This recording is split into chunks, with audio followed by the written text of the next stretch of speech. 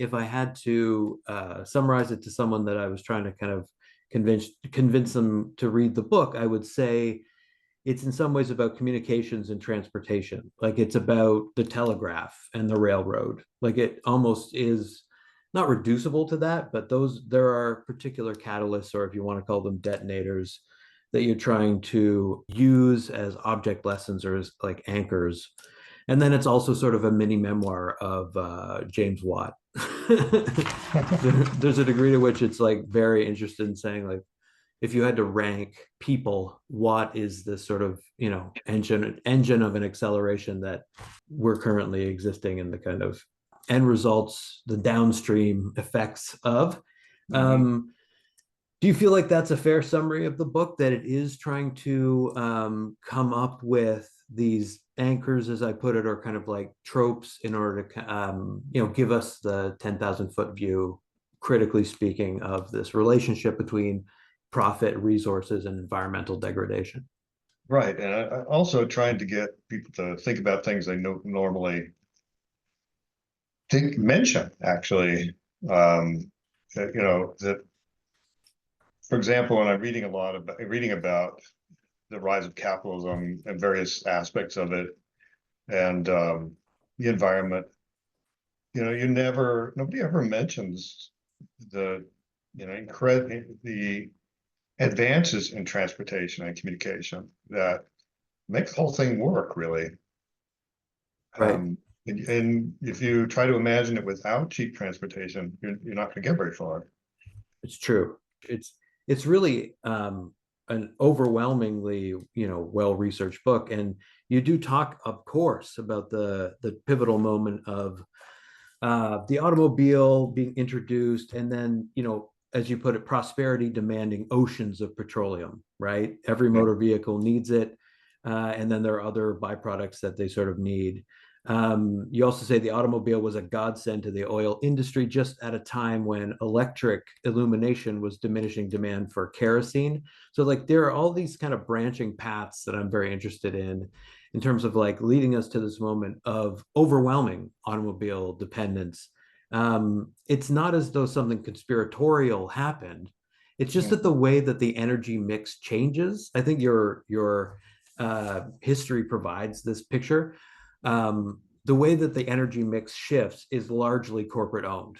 Like there is a way in which corporate power. There's just a direct link you can draw to the climate crisis, and that's not a sort of supernatural connection that has like historical roots. Did you want to kind of relate this fundamental question about, as you say, like innovation, technological innovation in particular, to just this like broader question in the book, which is really like, how does capitalism in particular maintain its hold, its hegemony, its how does it keep its hooks in us? That seems to be at the center of the book in a lot of ways.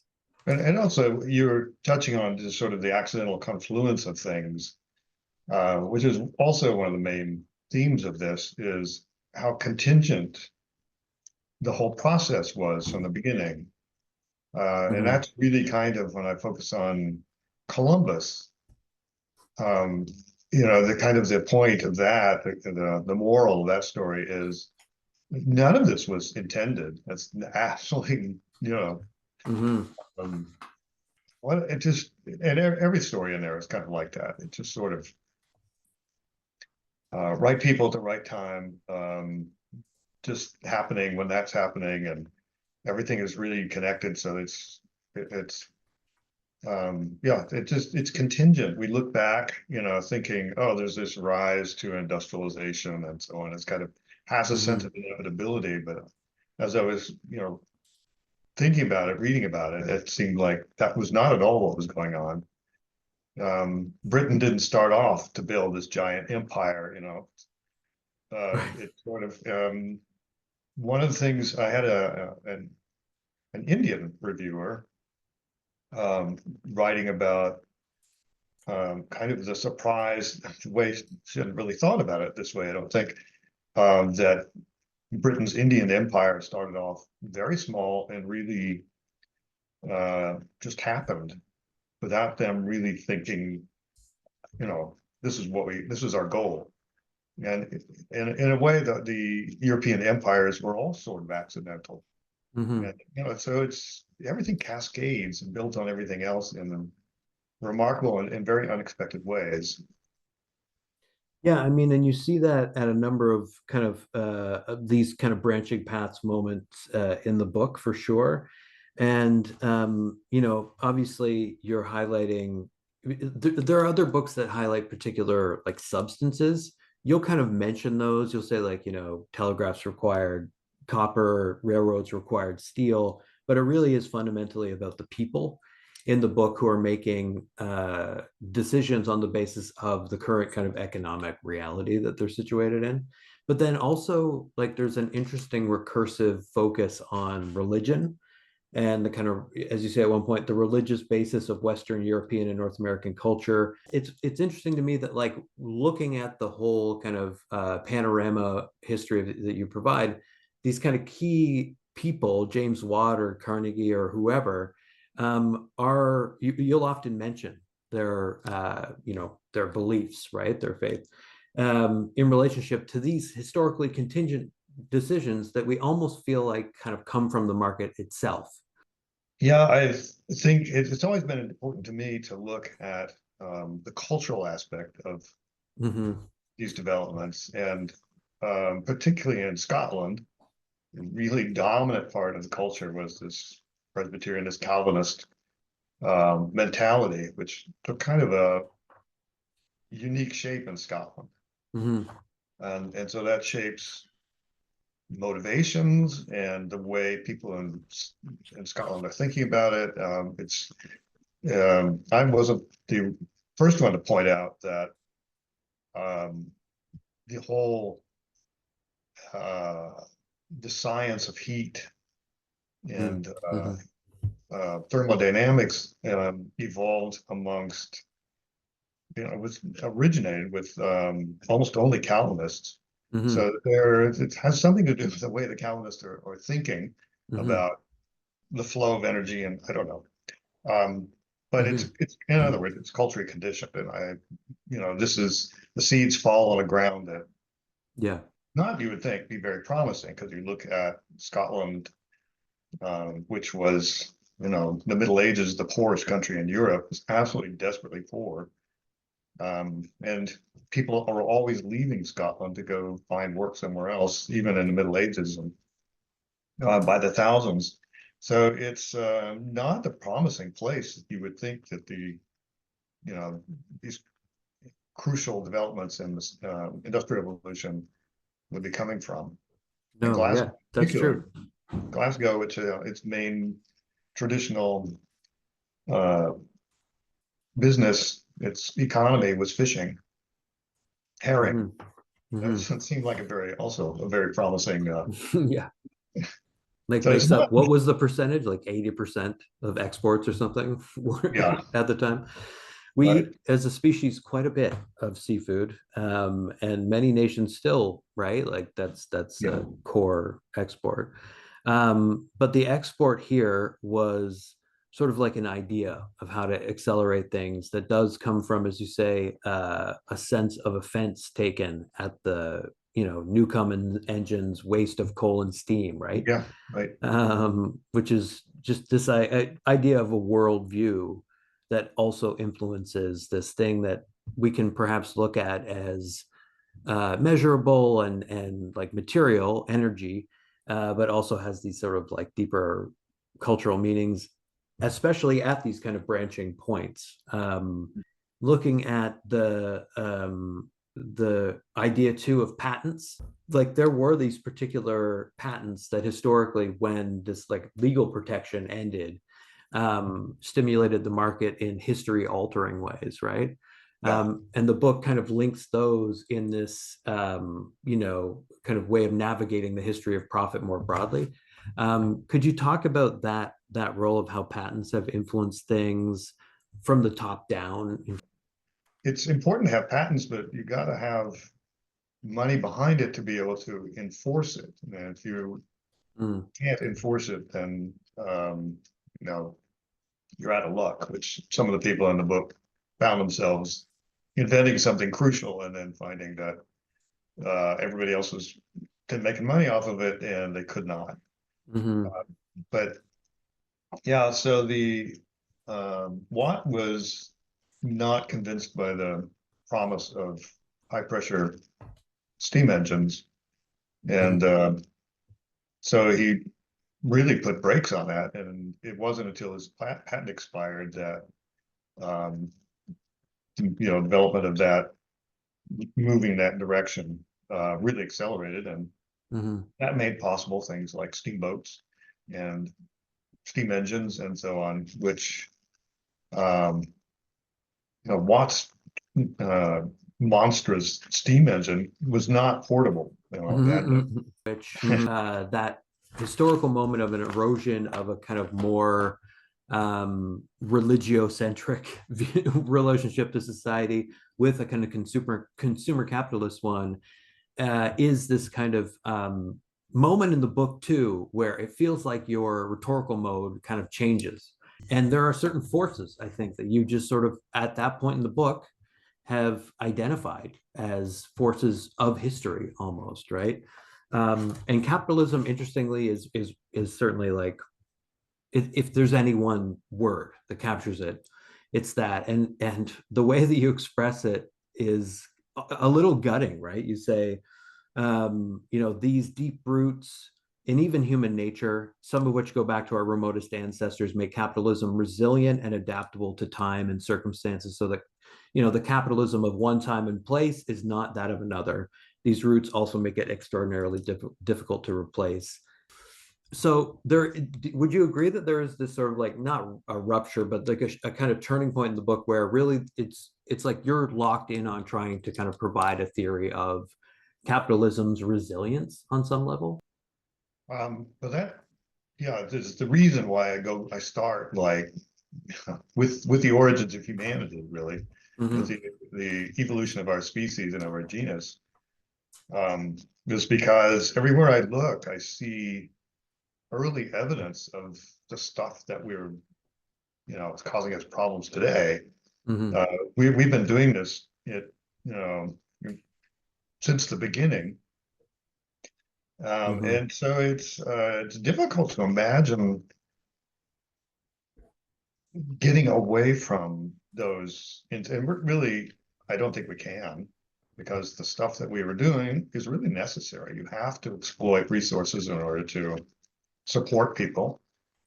When when population gets denser and food gets shorter, then we come up with something new. We come up with agriculture, come up with herding,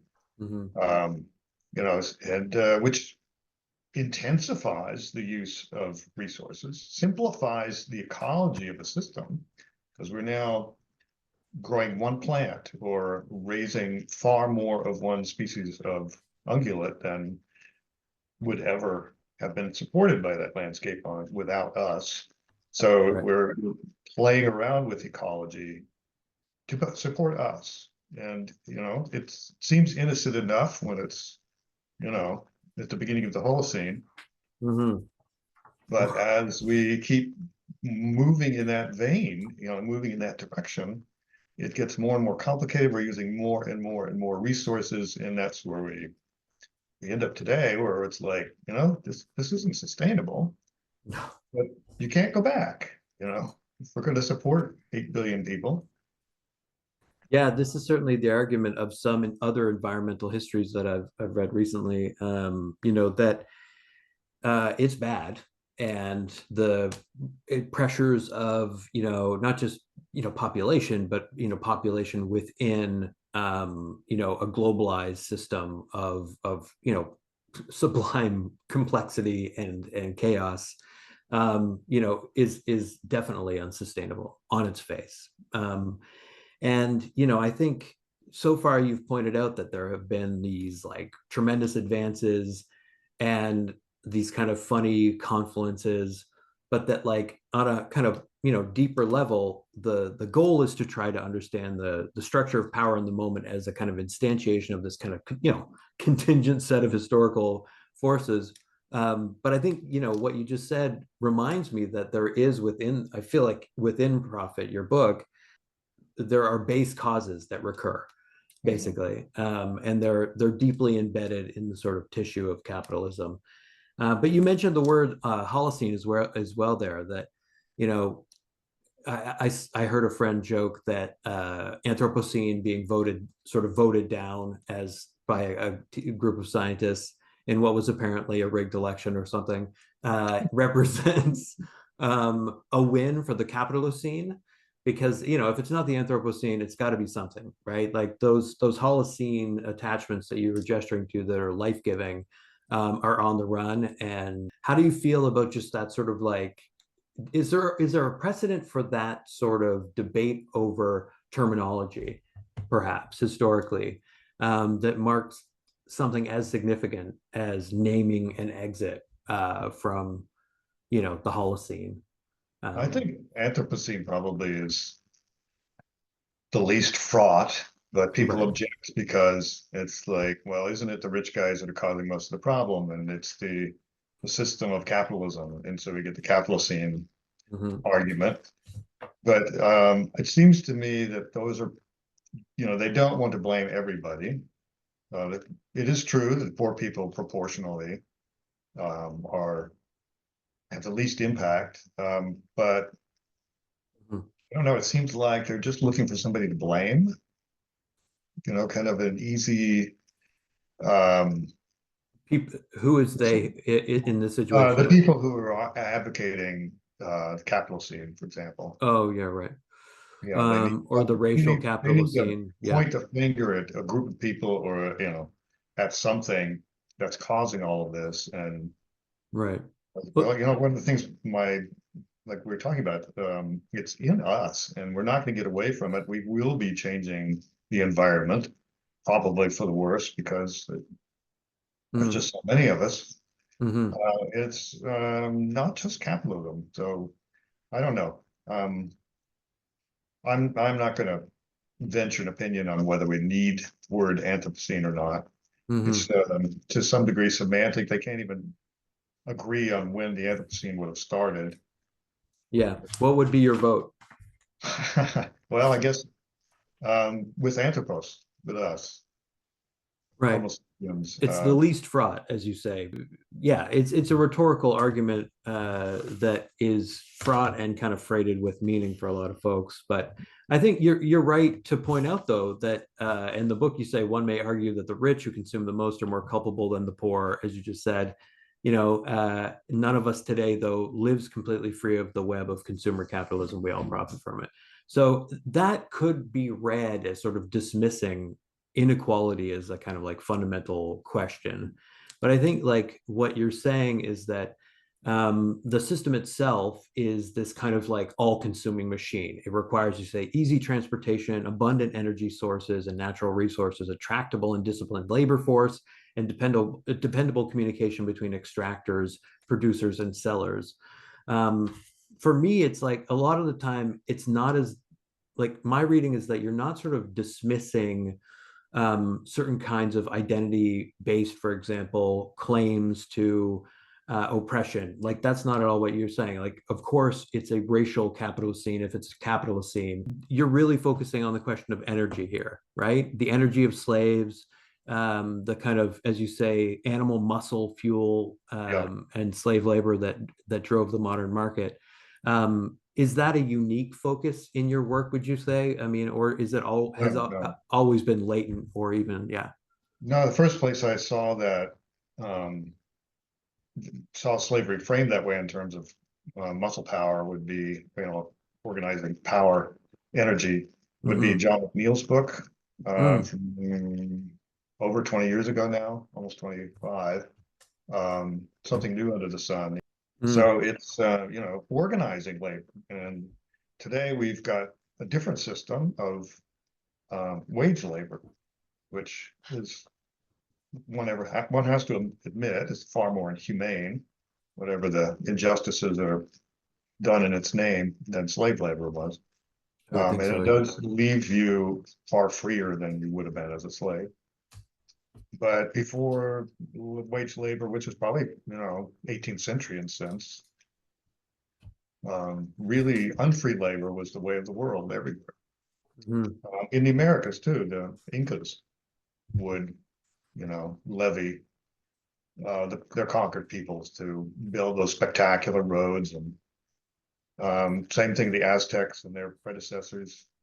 Yeah, we look at and marvel at all those pyramids that they built, incredible things that they did, and that wasn't done by wage labor. It's the only way they could build massive public works, or if you're building irrigation systems or Mhm. canals or whatever, you needed a lot of labor. And the only way to control it and to organize it was unfree labor. So, But at the same time, it did require, and you document this as many books have, it required such an excess of violence that you mhm. do sort of, it's this kind of like cliched, I guess, notion that history bends towards justice. Like if that level of violence is required for a minority group to dominate and leverage the labor of a, it can't be the only way to organize society if that is the case, right? And I think you are drawing a connection between that like worldview, which is a productivist, like let's put the world to work, offended by inefficiency, offended by lack of utilitarian value, like that, the kind of colonizing of the world in some ways by that particular set of logics, puts us in a position where, yes, like a certain amount of forced labor becomes necessary to cultivate the amount of palm oil that the world like consumes on a daily basis or what have you. And I see you certainly like pointing out that sort of cold calculus in the book, when, for example, chart the shift in the energy mix from coal to petroleum, like in terms especially of the changes in labor. Yeah, I mean, I just found the book really fascinating, and I wondered like where did the original kind of like impetus come from, and what was your imagined audience? Well, I've been thinking about capitalism for a really long time, although not in the concentrated way like it came out in this book. As you mentioned, my previous books, they're focused on the religious influences on ideas about nature and the environment in the Mm-hmm, West, mm-hmm, particularly in America. Um, yeah, but my first book was called Protestantism, Capitalism, and Nature. mm-hmm, So, so capitalism is in the title. It was not really a sustained analysis of capitalism. It was had a different argument, mm-hmm, but I don't know. Without really thinking about it, I just keep up with these issues. And it was the editor from Polity Press who approached me and asked me if I wanted to write an environmental history of capitalism. nice. And I was like, I had never thought that I would do that. And it was kind of a surprise. First of all, like just the hubris of taking on an environmental history of capitalism is like Yeah. a gigantic topic. Where do you start? So, but as it very quickly began to kind of take shape in my mind, and I realized I had a lot to say about the environmental history of capitalism Mm-hmm. without having made it my, object of study all these years. So it's kind of an accumulated store of the product of years and years and years of thinking about this, and being able to organize all of it into one narrative was a challenge, but also it was a lot of fun to be able to tackle. So I enjoyed the intellectual challenge of it tremendously. Sure. And I think, it has kind of a ready-made audience, even if it's like perhaps a largely academic one. I don't know. I think in a book this long and sort of rigorous, there is feels like less time and energy to be flashy, right? But there are these kind of like rhetorical flourishes or these flashes of a certain kind of allusiveness or what have you, where you're saying you'll bring in, for example, Milton's Paradise Lost. What you're talking about really is just like that allegory being about greed, the introduction of greed, and the fall being this kind of disobeying of nature's limits in some ways. Like you extract the fruit, Mhm. right? Right. And you say like that kind of original sin, as it were, of incentivizing greed does open the door to you know, I mean, you talk about overpopulation, but really you're talking about like the birth, I think, of particular ways of organizing communities, which is not generally speaking worried about the guardrails of, you know, water and pollution, you know, wild species being affected, but also is not really attempting to understand growth or manage growth in any way. You know, there's this theory of, you know, the ways in which a certain kind of worldview, this, what I was saying, productivist, trajectorist, these are terms that Kara Daggett uses in Birth of Energy to describe the forces behind the kind of great acceleration.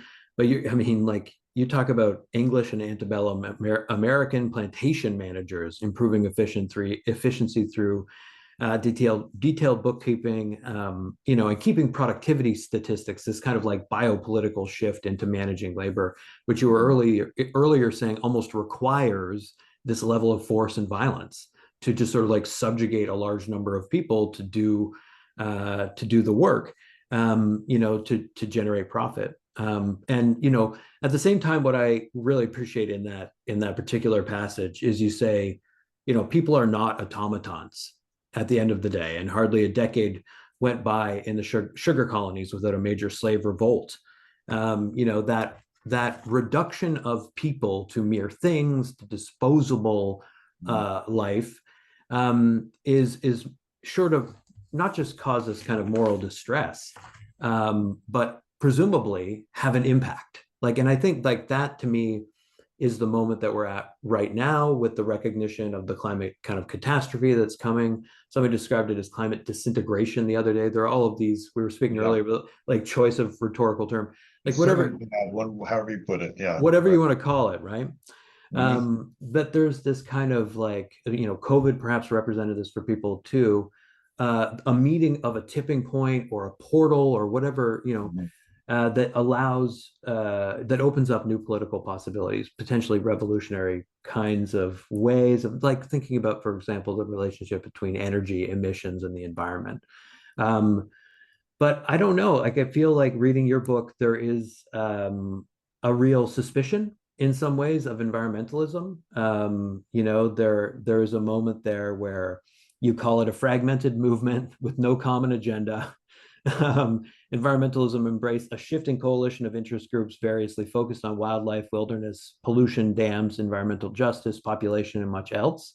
Um, and that it's kind of like you're kind of saying it's powerless, like it's not at it has not met the threat of the environmental problems of consumer capitalism or provided, as you say, a coherent critique or realistic alternative to it.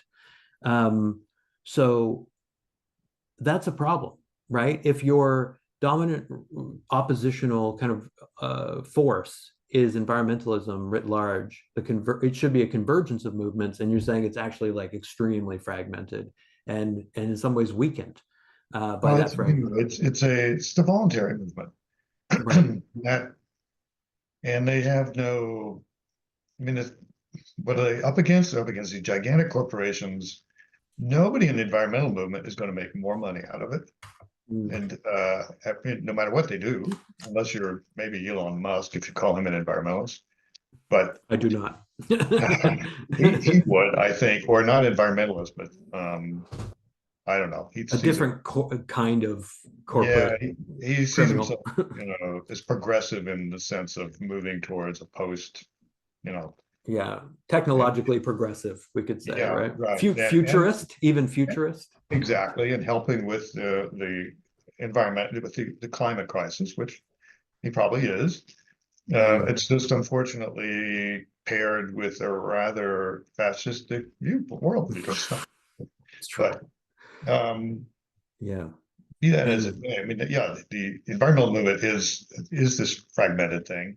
mm, We have not one environmental organization lobbying, but all sorts of environmental organizations. Um, some of which are very, over a century old, and some of which are a decade old. Hmm. Um, so yeah, it's not as coordinated. And I look at the historical fact that the environmental movement had amazing achievements in the late 60s and the 1970s in the United States Hmm. with tremendous advances. Our basic environmental laws, EPA and Endangered Species Act and Clean Air, Clean Water, run down the line. All of that was passed in the 60s and 70s. And there's like practically no major environmental legislation since, Hmm. Hmm. and so you have to ask, okay, why is that? Yeah. And the answer is complicated, but it does show that this is not going to be easy. And so my conclusion, you want to conclude on some sort of positive note. I was struggling to find one. Hmm. I think any environmental history struggles to find a positive note to end on, but Yeah.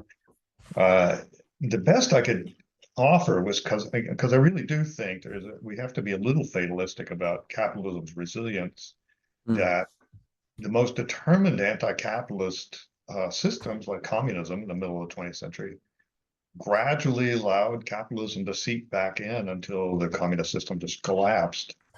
Hmm. Um, because the system they came up with just did not work. And so we're never going to see, I don't think, in our lifetime, the concerted effort to present an alternative capitalism as we saw in the 20th century.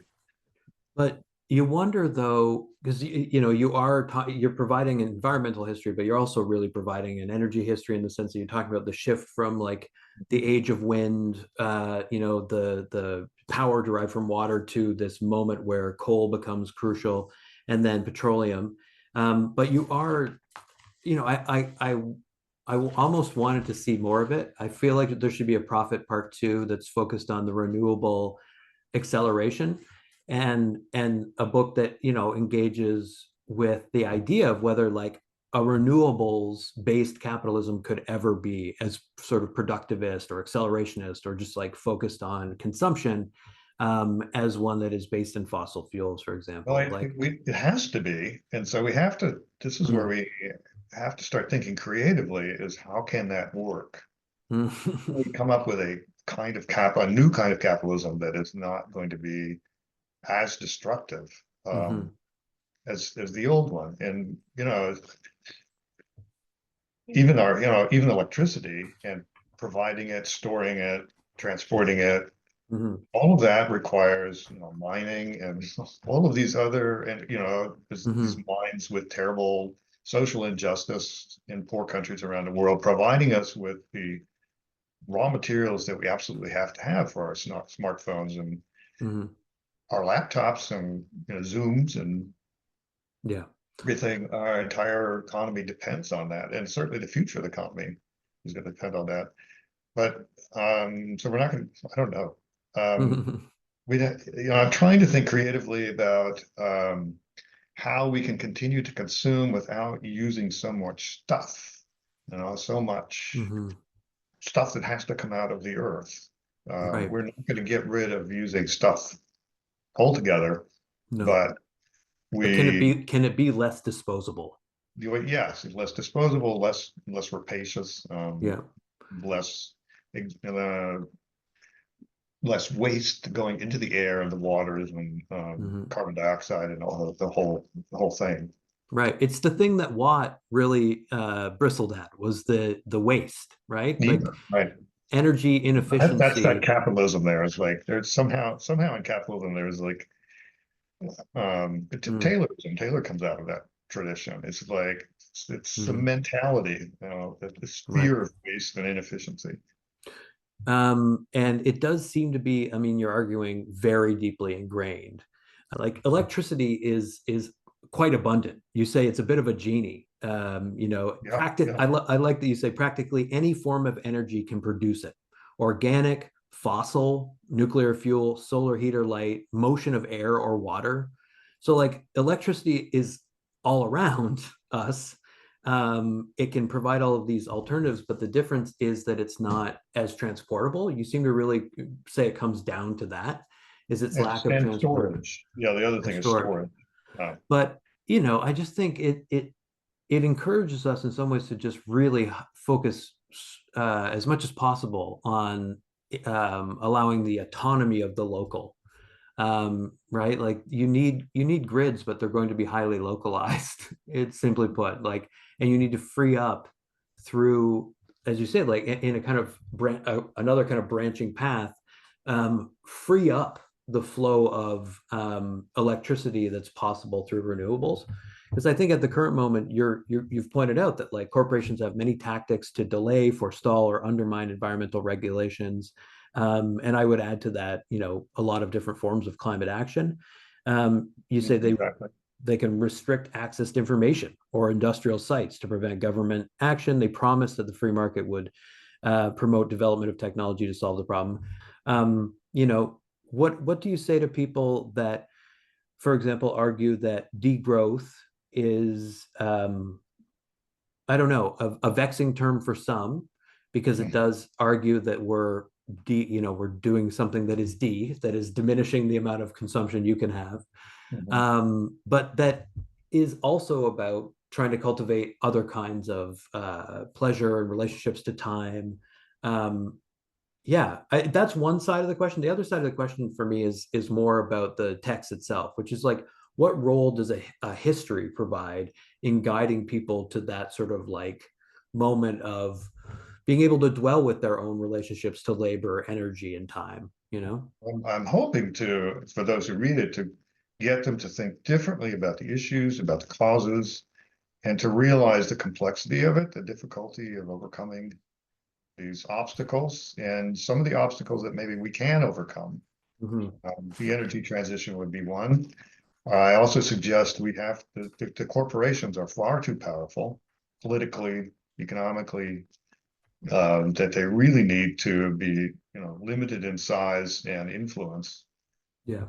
because they're there to serve their own interests only, and they will always do that. And in order to have some sort of communal, broader social goals, we're going to have to Yeah. limit the people who've got very individualistic, specific goals. It's Mm-hmm. like Boeing. Yeah. Whatever benefits Boeing and makes increases shareholder value is good. We're going to do that, which meant, as this week's Yeah. headlines have shown us, it means cutting back on building planes faster and Mm-hmm. being less careful when you build them, so that your whatever they call those plugs go popping out of your plane when it's taking off. Yeah. Uh, Yeah, I mean, like that's a moment of accountability where government is just like forced to do its job effectively, right? Which is sort of like slam on the brakes and say, like, actually, you don't get to regulate yourselves. It's costing scores of lives and really endangering people. Also, and it is clearly a narrative that kind of showcases this seemingly fundamental fact that like greed will win at these sort of kind of impersonally large levels of capital flow, that at some point greed will win in that scenario. And it's, generally speaking, you almost, I think, cite this as a law. It's crises that really provide the tipping point, the turning point, where certain things, you have to invent some notion of utopia to get out of it, right? And I think certainly haunting the whole book is this fact of climate change, which is rooted to especially the acceleration that we've seen of global capitalism since, not just the post-war period, but really from like 1980 on, and this kind of birth of financialization, and the dot-com boom and Amazon and Shein and all of these things.